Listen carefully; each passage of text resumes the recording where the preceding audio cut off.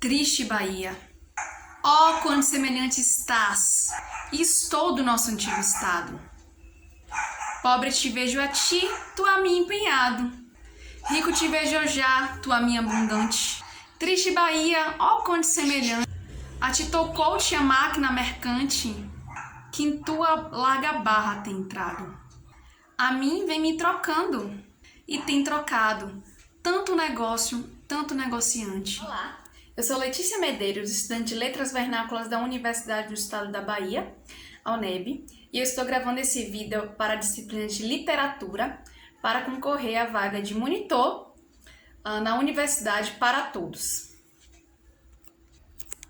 E hoje o conteúdo que eu abordarei será sobre a Escola Literária Barroco. Primeira coisa a se pensar, barroco. O que significa essa palavra? A palavra barroco tem várias teorias de possibilidade de origem, ok? Mas a principal é a que afirma que a palavra barroco deriva do português, que significa uma pedra embutida na rocha que tem uma origem irregular, ok? Então vamos se concentrar nisso. Irregularidade, uma pedra preciosa e irregular. É justamente um pouco sobre isso que o Barroco, essa escola literária é tão importante e muito presente na arquitetura, nas artes plásticas, sobretudo no que se diz na cidade de Salvador. Dois exemplos são duas igrejas católicas muito bem conhecidas, que é a Igreja e Convento de São Francisco e a Catedral Basílica de Salvador, que possuem características barrocas em sua arquitetura, como, por exemplo, a extravagância, a presença de ouro, a mistura da pintura e escultura e os efeitos cenográficos e teatrais.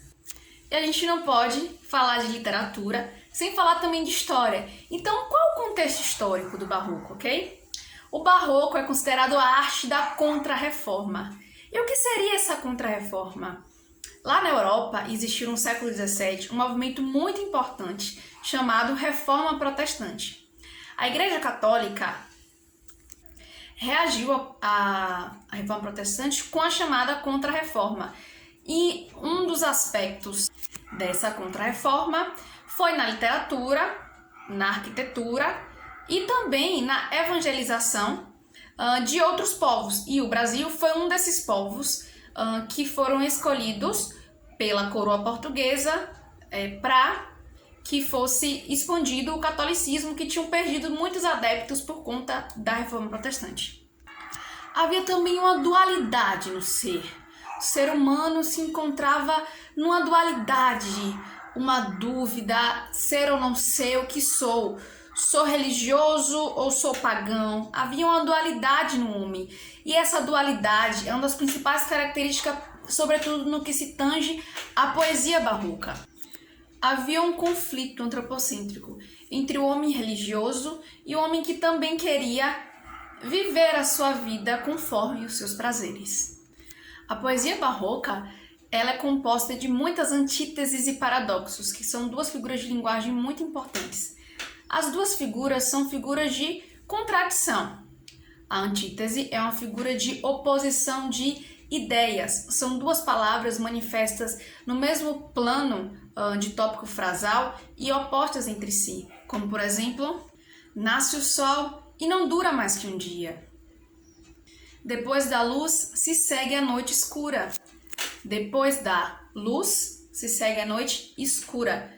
Duas palavras opostas que se encontram no mesmo plano, no mesmo tópico frasal.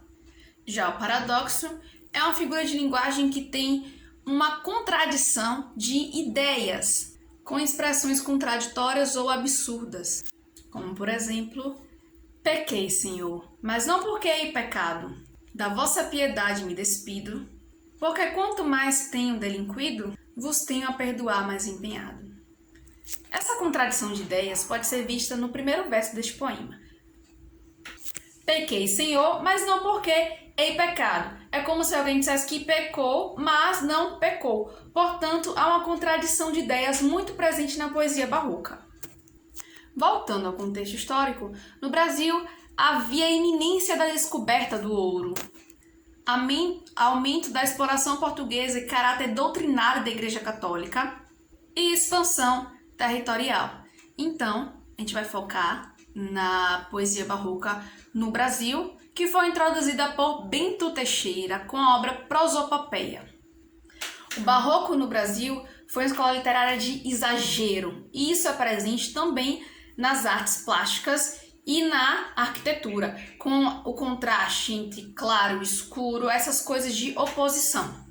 Exagero de emoções e sentimentos, uso de muita hipérbole, que é a figura de linguagem do exagero.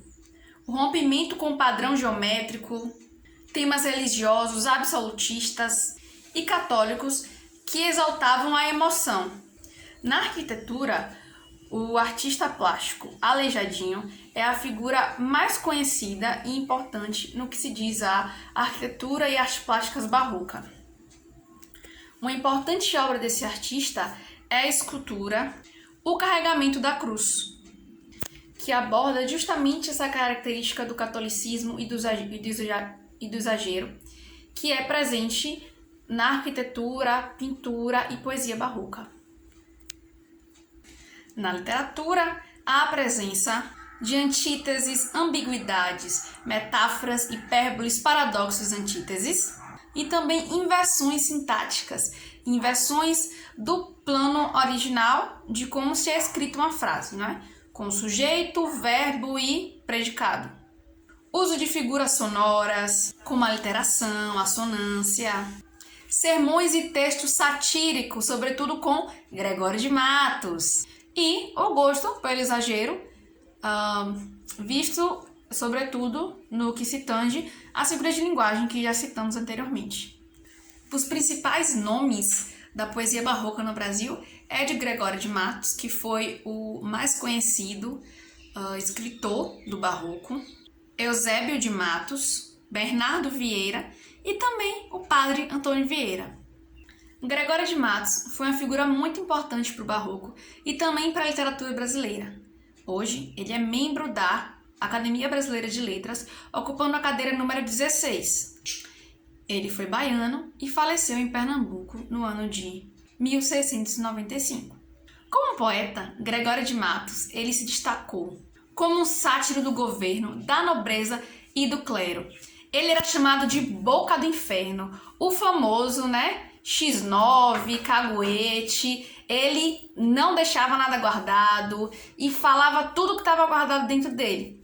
Um exemplo é o poema que introduzimos este vídeo, que também virou canção de Caetano Veloso, que se chama Triste Bahia. Ele era muito denunciador da Bahia, da cidade de Salvador, do que acontecia, das regressões e etc. Além de sático, porque era chamado de Boca do Inferno, Gregório de Matos também escreveu poesia amorosa, filosófica, religiosa e outras. Como já havia falado, havia uma dualidade entre carne e espírito e outros planos. Isso pode ser visto principalmente na poesia religiosa de Gregório de Matos, que fala dessa dualidade, e também pelo arrependimento. Ao mesmo tempo que havia um arrependimento, havia também, da parte do poeta, expresso pelo eu lírico, a vontade de desfrutar dos prazeres da carne, como são vistos nos seus poemas. Se basta a vos irar tanto pecado, a abrandar-vos, sobeja um só gemido, que a mesma culpa que vos ha ofendido, vos tem para o perdão lisonjeado. O padre Antônio Vieira, muito conhecido e também cujo nome é atribuído a uma importante escola de Salvador, foi um jesuíta, teólogo, diplomata e orador, que também teve importantes escritos atribuídos à escola literária barroco. Suas principais obras são Sermões, e o mais famoso é o Sermão da Sexagenária, cujo tema discute a pregação católica. É explanado o motivo pelo qual a palavra de Deus não estava colhendo muitos frutos, como, por exemplo, no trecho Nunca na Igreja de Deus houve tantas pregações e tantos pregadores como hoje. Pois se tanto se semeia a palavra de Deus, como é tão pouco o fruto? Então, essas foram as principais características do barroco e dos principais autores deste período literário. Estude, se empenhe e tire nota ótima no Enem.